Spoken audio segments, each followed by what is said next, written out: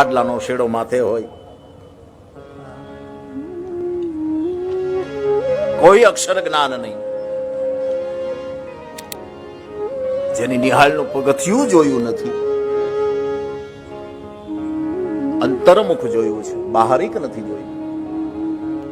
અને બ્યુટી અંદરની જ હોય છે, બાજુ તો ખાલી લેપા મારીએ છીએ આપણે બધા. બ્યુટી અંદરની હોય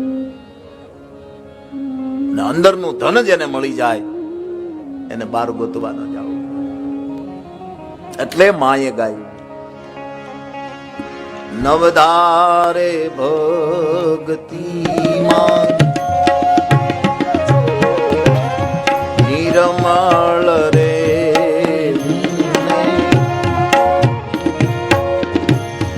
રાખો વચનમાં વિશ્વાસ. નવધારે ભક્તિમાં નિર્મળ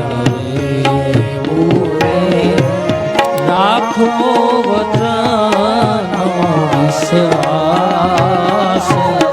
માં સમજાવે છે કે પરમ તત્વની સાધના કરવા માટે ઘણા માર્ગો છે,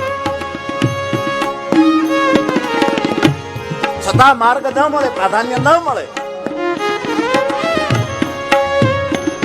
તો એક હળવો માર્ગ આપો, આનંદનો માર્ગ.